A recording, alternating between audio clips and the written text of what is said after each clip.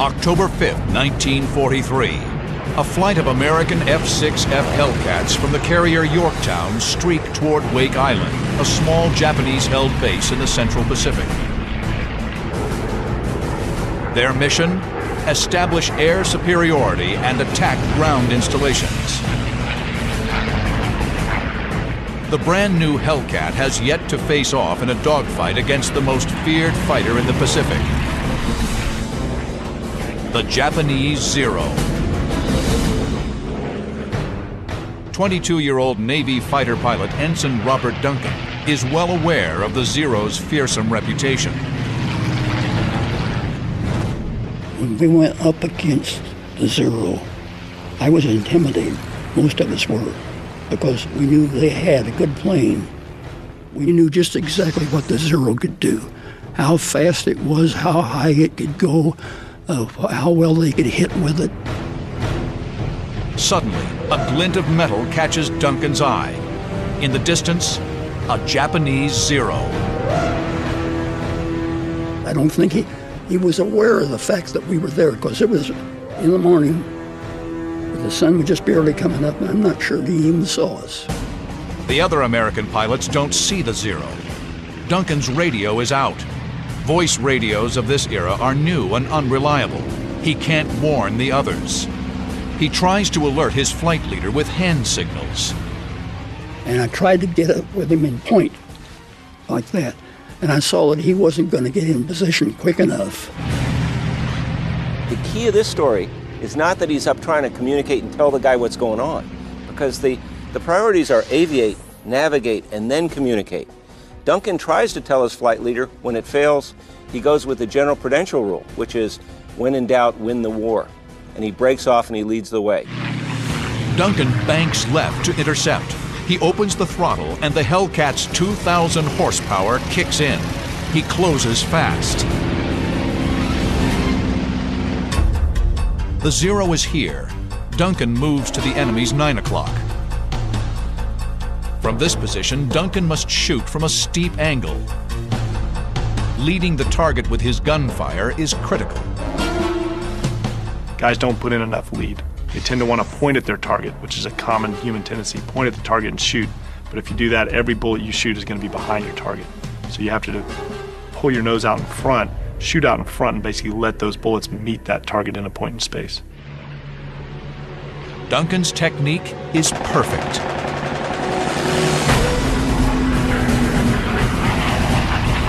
I just held what I had, and he flew right in front of me. And it was the easiest shot I'd ever made. I opened up and he blew up immediately. Duncan's 50 caliber rounds detonate the Zero's unarmored fuel tank.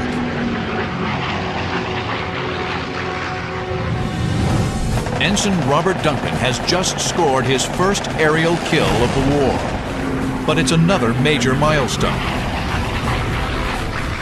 I was the first one with a Hellcat to ever shoot down the Zero.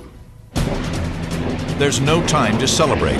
Duncan is about to square off against a Japanese ace with 9 kills.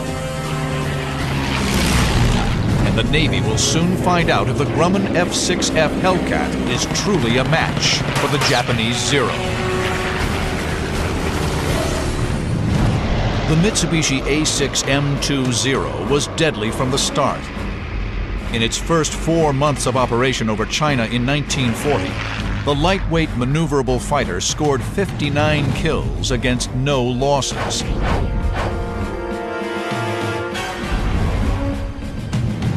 Through the early months of World War II, Japanese aerial victories mounted. The truth was inescapable. The 300-mile-per-hour Zero, or Zeke as it was codenamed, was the most capable fighter in the Pacific. The exceptional range and performance of the Zero was evident from the first day of the Pacific War. You had a naval fighter capable of engaging and defeating land-based enemies almost routinely, and that was a situation for which America and Britain were totally unprepared. The Navy's best available fighter to combat the Zero was the F-4F Wildcat. It compared favorably with the Zero in firepower, but was no match for it in speed or maneuverability. The Wildcat was the one that was out there holding the line at the beginning. It had some disadvantages. It was underpowered, for one thing. The climbing wasn't that good. The guns weren't always working properly. In a Wildcat, even being on a Zero's tail was treacherous. You couldn't outturn a Zero. If you were behind a Zero and didn't maintain your speed properly, they would say that the Zero would be on your tail inside of 2 turns. Range was another problem. The Zero's range was 1,150 miles. The Wildcat's range was only 770 miles. The Zero fought the Wildcat in the Pacific Theater, which is the largest battleground there's ever been in human history. The Pacific Ocean covers something like 60 million square miles of planet Earth, and that meant that any aircraft committed to that battle was going to have long legs. It was clear a more powerful fighter was needed to challenge the Zero. The Navy accelerated development of the new F-6F Hellcat. The Hellcat was a key element of a new strategic naval concept. Fast aircraft carriers replacing battleships as the main strike force. By October 1943, the Pacific War had been going on for nearly a year and a half. It really had taken that long for the Pacific Fleet to not only recover from Pearl Harbor, but to actually produce from scratch the fleet it really needed to have to wage war across the broad Pacific. Wake Island was like a proving ground for this brand new military machine the world had not seen up to that point. The new Essex-class carriers pack a powerful offensive punch. An air wing of 36 dive bombers, 18 torpedo planes, and 36 fighters. This force will be tested in the heat of battle at Wake Island. October 5th, 1943. Ensign Robert Duncan has just scored the first air-to-air Zero kill for the Hellcat, but the fight is far from over. Duncan spots a Zero with a Hellcat on its tail, but the Hellcat is in trouble and doesn't know it. At that time, I looked up above, and there was a Zero about 300 feet above me. And he started down to get behind this Hellcat that was chasing the Zero, but he wasn't in range to get our man. Duncan is here.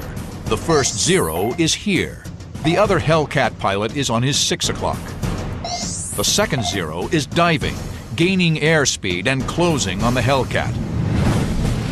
Duncan, out of range for machine gun fire, must close the distance. He adds power, climbing and banking left. Duncan knows he can't reach the Zero, but maybe he can shake him off the Hellcat's tail. So I tried something. I just pulled up the nose of my airplane. I was still not in range, and I cut loose with a burst. Just like you take a hose and shoot out like that. It works. The Zero pulls away. But now Duncan's in trouble. He dropped off from our man and made a left turn, a hard left turn out like this, around to come around to me. Duncan pulls into a hard left turn to evade the Zero. Both planes circle each other in tight left turns. Each pilot yanks the stick hard to the left, coaxing their fighters into tighter turns, trying to gain the advantage on the other. The Zero gets a firing angle. 20-millimeter cannon fire rips through Duncan's tail. I didn't have any fear toward what was going to take place. Generally, I didn't have any. It was afterwards that my knees started. What happens next takes Duncan by surprise. The Zero suddenly pulls out of the turn and goes vertical. And I looked, I said, what's with this guy? He must be right out of flight training. He's going to get himself killed. But Duncan is wrong. The Japanese pilot is no trainee. This is Warrant Officer Toshiyuki Sueda, a feared ace with 9 kills. He's used this climbing tactic before and emerged victorious every time. October 5th, 1943.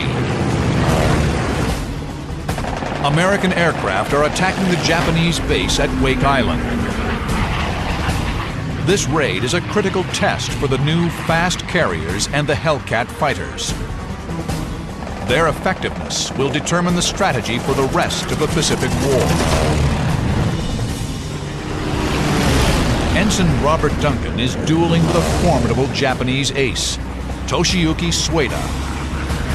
Sueda has made a bold move. He's taken the fight into the vertical, where the Zero excels. The maneuver is a favorite Japanese tactic. The Zero climbed far better than the Wildcat. Many Zero pilots lured the older American aircraft into a vertical climb, waited for them to stall out and lose control, then rolled over and pounced for an easy kill. Duncan climbs aggressively after the Zero. Exactly what Sueda wants him to do. So I started up after him. I poured the coal onto it. But this isn't the underpowered Wildcat. The new Hellcat, with superchargers whining, easily keeps pace with the Zero. Sueda reaches the top of his climb and confidently noses over, anticipating the sight of a stalled American aircraft below. The reality is much different. The 2,000 horsepower Hellcat has energy to spare. Duncan skillfully lines up the Zero and fires. And I got him up there on the top. I just shot him down as you would shoot down any plane and watched him go in. I thought, poor young fella, you sure didn't know what you were doing. The Zero bursts into flames and spirals down towards the sea. The Japanese ace has made a fatal error.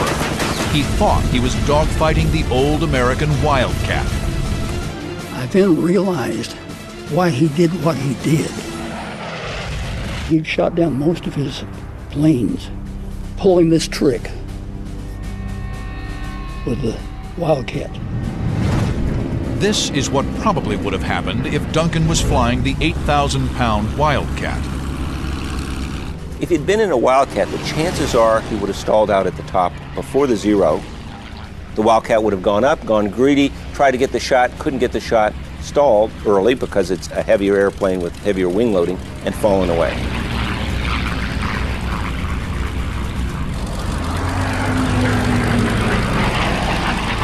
And the Zero, watching from above, rolls behind him, catches him out of this stall, and shoots him. That's the way that this pilot gotten many kills in the past.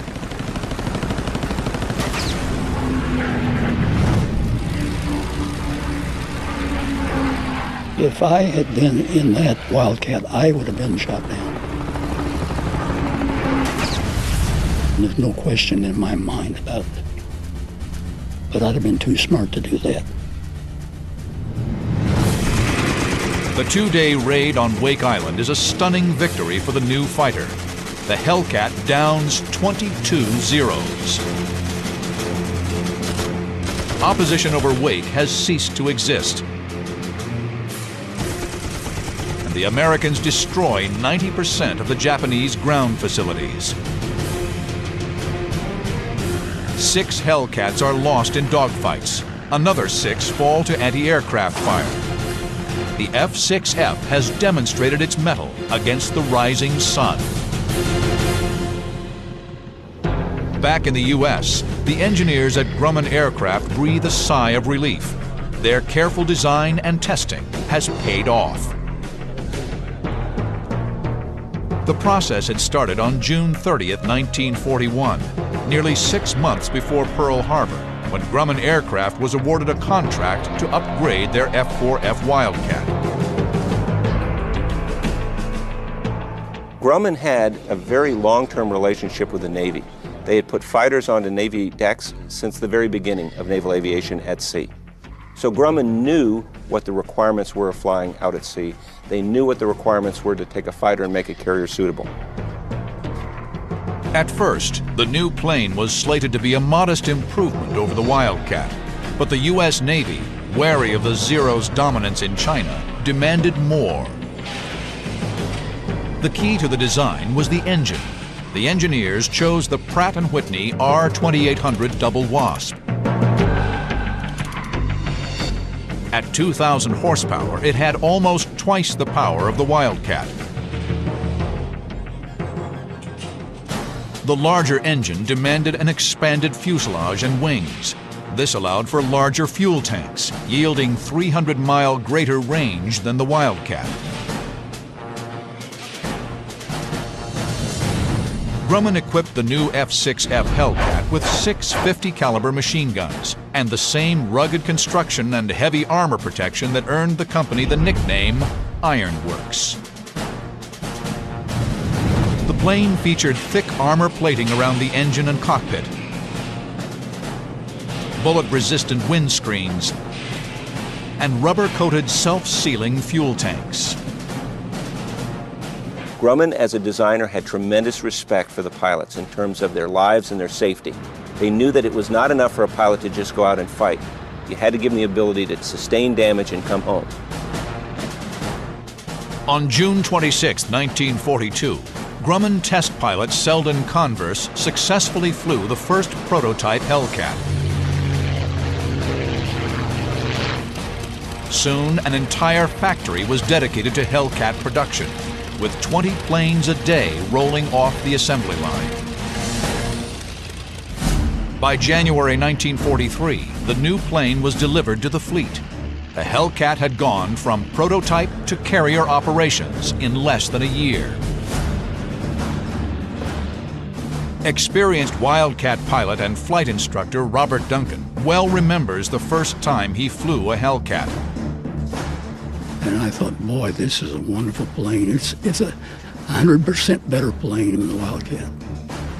And I flew it right off the bat without any difficulty. It was like sitting in the seat of your mother's lap.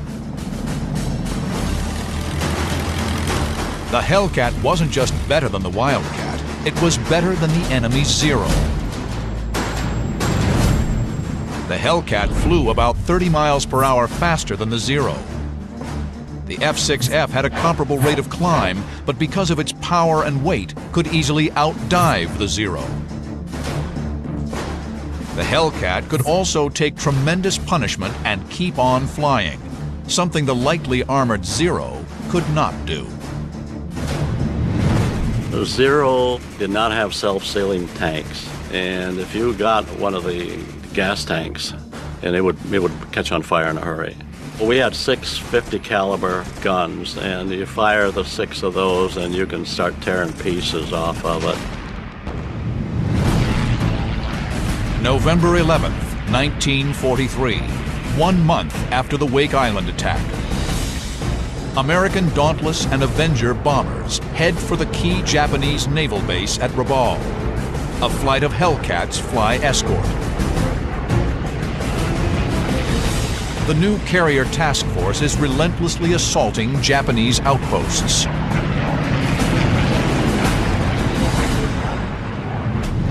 Rabaul was a tough nut to crack, and everyone going in knew that. The Japanese had invested a considerable amount of materiel in turning Rabaul into a bastion, and so moving into Rabaul to launch a carrier strike was not looked upon as being any kind of easy endeavor. 22-year-old Hellcat pilot Lieutenant Junior Grade Hamilton McWhorter scored his first kill at Wake. At Rabaul, he'll earn his reputation as a brilliant aerial gunfighter in one of the most famous dogfights of World War II.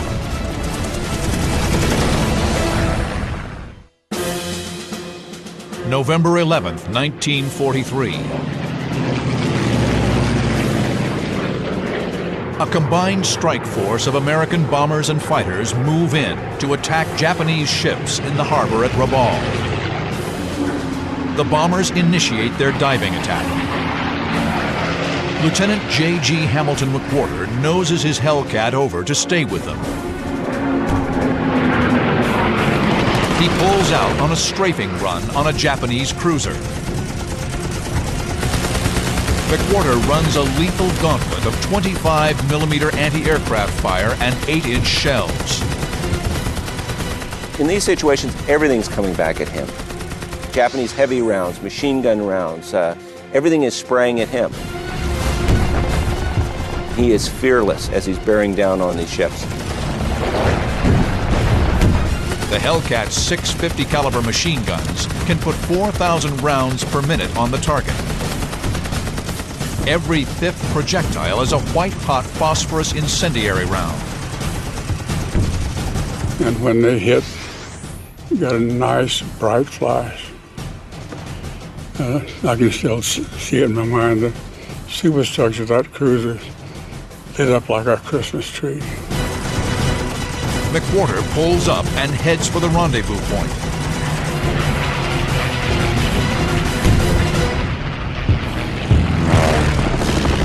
Climbing, he spots a dozen Hellcats and 30 or more Zeros mixing it up in a wild furball.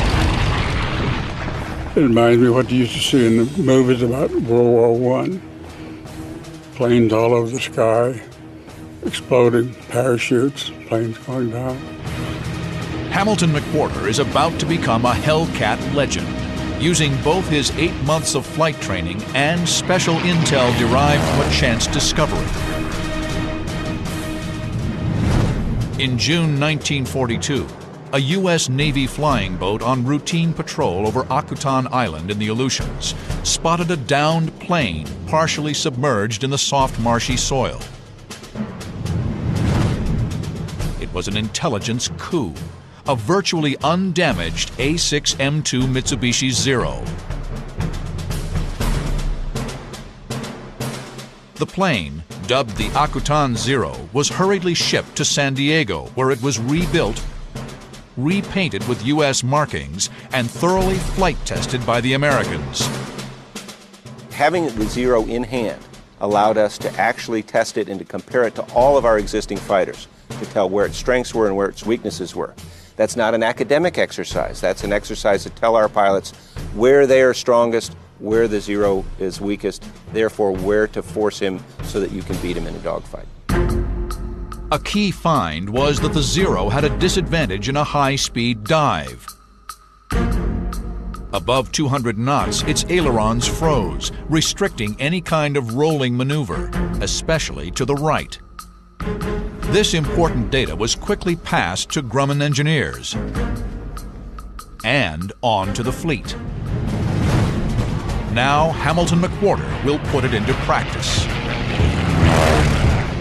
McWhorter is heading into a swirling mass of Zeros and Hellcats.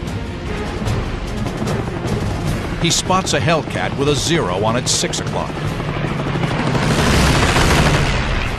I could see a big piece of metal flying off the Hellcat. The wounded Hellcat is here. The Zero is right behind him. McWhorter is here.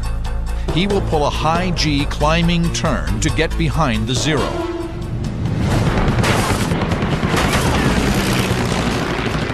McWhorter's Hellcat easily closes the distance.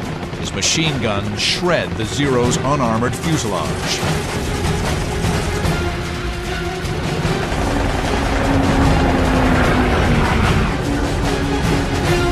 McWhorter gets a good look at his first kill of the day. I looked down right into the cockpit. Hadn't been more than a second or so since I'd fired, and there were flames coming out from under the instrument panel. He had no chance whatsoever. The Zero had no armor plate behind the pilot.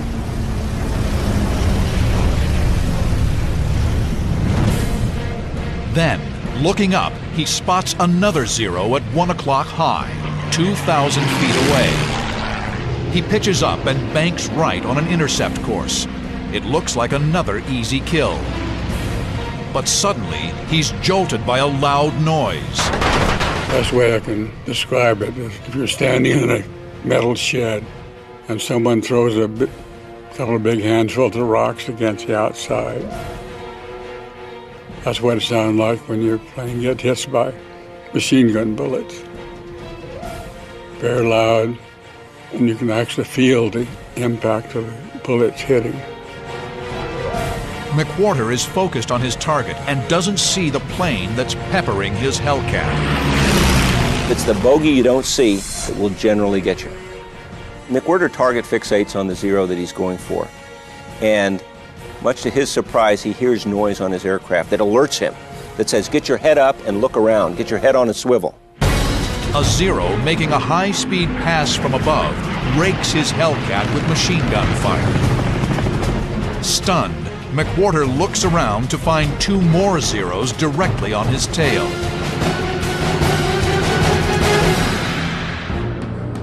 McWhorter is here, chasing a Zero.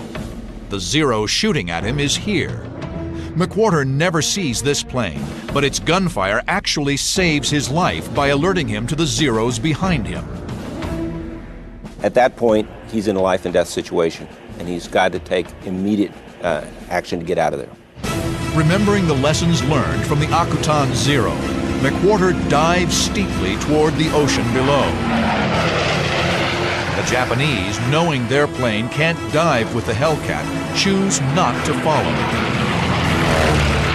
At that point, he looks through his windscreen and sees an aircraft passing directly in his line of travel.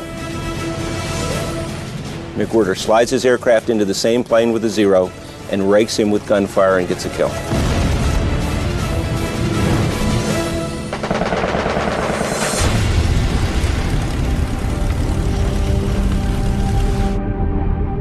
Now he's had his second kill within about 45 seconds. It's all just due to good airmanship, maintaining his situational awareness, executing that nose-low maneuver when he was being attacked by an unseen Zero, sets himself up for an attack on another aircraft. It's an incredible achievement, one that's respected by every generation of fighter pilot. 2 kills in 45 seconds would be outstanding. It'd be awesome. Fighter pilot's dream. But McWhorter isn't out of the woods yet. He pulls his aircraft up out of its dive, climbs to 3,000 feet, and again heads for the rendezvous point. Then, from 11 o'clock, another Zero dives directly toward him. McWhorter breaks left to engage. The Zero rolls toward his Hellcat. The enemy has the altitude advantage. That translates to more energy, more speed. He can counter any move McWhorter makes. But suddenly, even though the Zero has the advantage, he breaks away from the Hellcat and makes a run for it. Whereas the Japanese Zero used to be the king of battle and have the upper hand, now the Japanese recognize the Hellcat has arrived. They understand the strengths, and they know they can't fight the Hellcat one-on-one. A week later, Hamilton McWhorter scores 2 more kills, earning him a coveted title, the first Hellcat Ace. The Hellcat shot down more planes than any other American fighter. 5,300 planes, 305 aces. And I just happened to be the first Hellcat ace. The November 11th attack on Rabaul lasts less than 1 hour. The Americans sink the Japanese destroyer Suzunami and destroy 20 planes. Later that day, the Japanese launch a counterattack, but they are intercepted en route, and another 35 Japanese planes are down. So many enemy pilots are lost, the Japanese cannot effectively respond to the invasion of Tarawa less than 2 weeks later. The tide is turning against the Empire of Japan. The Hellcat, through superb engineering and tactics, is truly becoming a Zero killer. 3 months later, the Hellcat would face its fiercest test. attacking the might of the Japanese Navy head on. February 16, 1944, dawn. Waves of Hellcat fighters speed toward Truk Atoll. Their mission? Destroy enemy shipping in the highly defended Japanese stronghold. 25-year-old Lieutenant J.G. Alex Vrashew flies with a division of 12 Hellcats from the aircraft carrier Intrepid. This was a mission that had us going against an enemy that we weren't certain of, but we felt confident. And I guess that's what a fighter pilot's supposed to be. Be confident or he can't do his job. Truk Atoll in the Caroline Islands is Japan's main anchorage in the South Pacific. They've been fortifying the atoll with port facilities and runways since the end of World War I. Truk was billed as almost impregnable, their version of Gibraltar or Pearl Harbor, and the propaganda was very strong that Truk would be an incredibly tough fight. The barrier reefs that surround Truk put the atoll out of range of the battleship's big guns. The only way in is by air. The plan calls for a 2-day raid. Day 1 is a fighter sweep.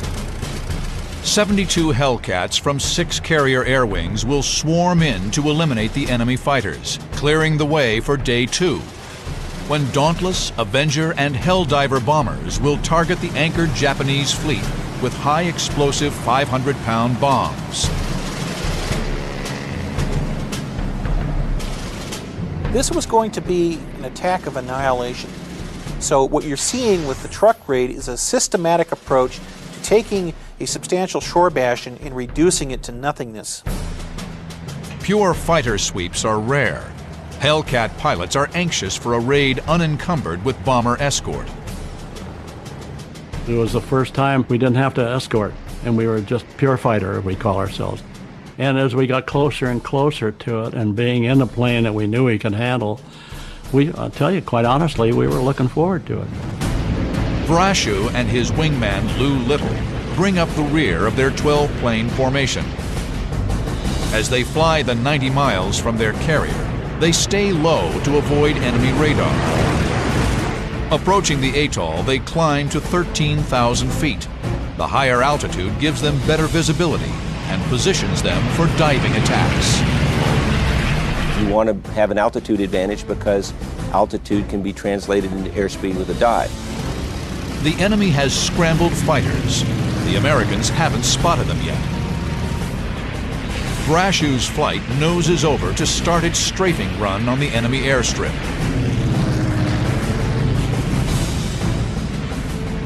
First 10 had already started their dive going down, and we were just preparing to, but I just took a looked back over my shoulder, and that's when my mind was quickly changed.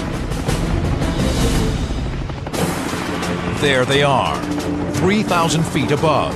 A swarm of Japanese Zeros, closing fast from 7 o'clock. Vrashew radios the other Hellcats, but they're already diving.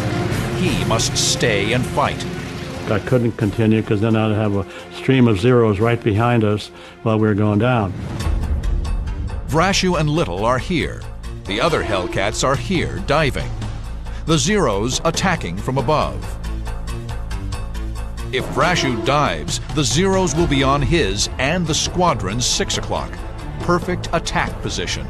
His only option is to turn sharply into the enemy, minimizing his cross-section and reducing his time in the Zero's gun sights. Vrashew and Little pull a hard left turn and focus on the lead Zero. He was already starting to shoot. I could see the twinkle of the guns. So I headed towards him and made a fast burst just to discourage him, and he stopped his run and just kept going down. They had a habit that they weren't afraid to attack, but once they were countered, they'd dive down for the water. The first Zero darts away, but immediately another swings around on Vrashew's tail. The Americans counter by pulling up into a steep chandelle. They're relying on the Hellcat's superior power, large wing area, and strong airframe to push them through the high G maneuver and turn the tables on the Zero. The chandelle maneuver, it's basically a maneuver to try and point your aircraft in another direction in a fairly quick method. Instead of just doing a level turn, actually pitch your nose up high, roll over on a wing, and now you can use gravity, or what we like to call God's G, to help you out in the turn, allow you to pull your nose around faster and point in the other direction. The enemy cranks over hard, trying to stay behind the Americans, but the Zero can't hack the severe turn. He stalls. The Hellcats roll over and get behind the falling Zero. They're primed for the kill, but more Zeros speed in from above. I had ideas to try to follow him, but there were still some planes above me. I had to get them out of my back.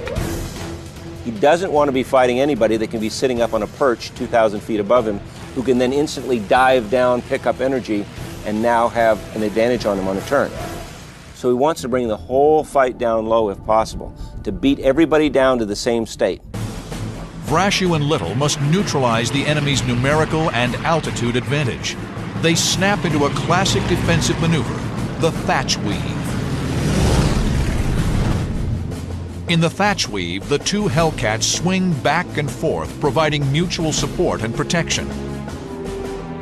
If a Zero positions himself to fire on one of the Hellcats, he will fall under the guns of the second American fighter. Vrashew and Little dodge and weave. The Zeros come at them from every direction. These Zeros were good. We were able to ward them off a little bit, but what they do, they'd fake you on one side, and then the guy would come from the other side and try to come on in. The Zeros press the attack. The Hellcats are surrounded. February 16, 1944. Above Truck Lagoon in the South Pacific. Hellcat pilot Alex Vrashew and his wingman Lou Little mount a desperate defense against attacking Japanese Zeros. Frustrated by their inability to score decisive hits, the Japanese move down to the Hellcat's altitude. It's a fatal mistake.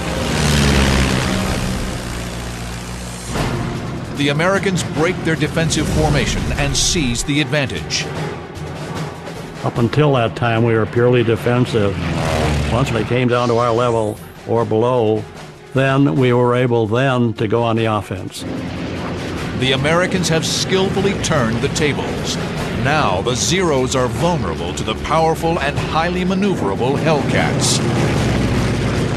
What ensues is the dogfight equivalent of a brawl, and the winner determined by who can line up the first burst. Vrashew turns hard on an attacking Zero. The Japanese pilot dives to escape. One of the favorite Japanese techniques, if engaged and in a defensive position, was to try to dive away and try to head for the water. The technique worked with the Wildcat, but not with the Hellcat. Once he caught on fire, okay, he's gone down. You're looking for another one. You just go from one to the other and hope you get a dozen of them. Vrashew draws a bead on a second Zero. The enemy tries to dive away, but the Hellcat easily catches him.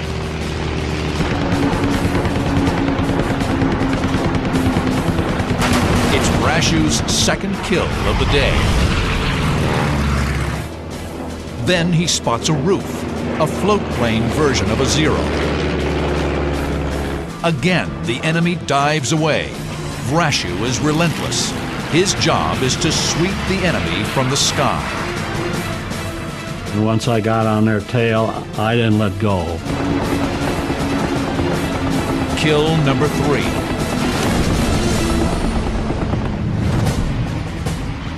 Vrashew spots another Zero at 12 o'clock low.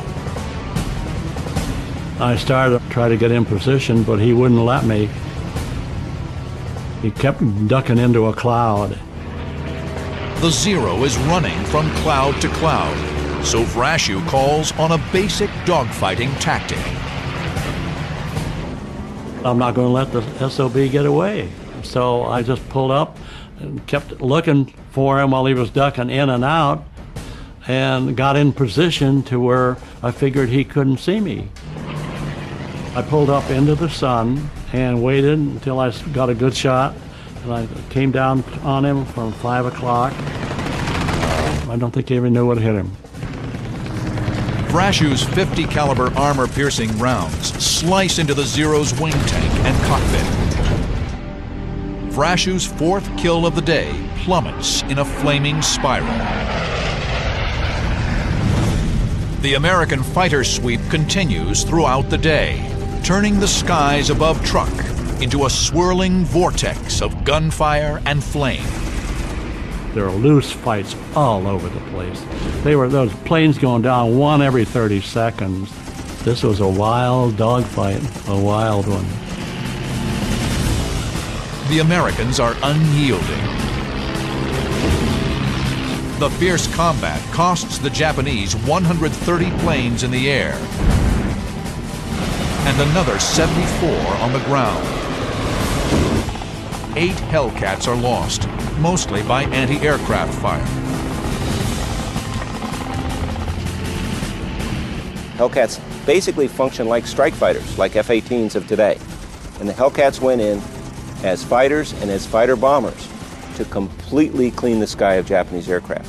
So much so that there was no opposition to the bombers that went in later on. On the planned second day of the attack, American bombers sink 47 Japanese ships. Truk Atoll, the Gibraltar of the East, is left smoking and in ruin. Results of the Truk raid were quite devastating to Japanese air power as well as the merchant fleet that had been at anchor inside the atoll. It was also an indication, once and for all, that Truk was no longer a bastion for the Japanese defense network, which was rapidly collapsing in the Central Pacific. The skill of American pilots, combined with the Hellcat's superb flying characteristics, helped turn the tide against the Japanese. The Hellcat in tremendous numbers, with great quality control, with survivability, with lethality, really made a difference in the Pacific War. 75% of all the Navy's air-to-air kills were from the Hellcat. It's a tremendous record. What more can I say? We knew we had the best plane. It had a kill ratio that was 19-1. The greatest kill ratio of any plane in any war, in any country. And to me, it was up to us to demonstrate our use of it, to do it, and do it well. The war would go on for another 18 months after Truk. By the end, the Hellcat blasted down nearly 5,300 Japanese aircraft. Japanese air power was dead, and the Hellcat was the executioner.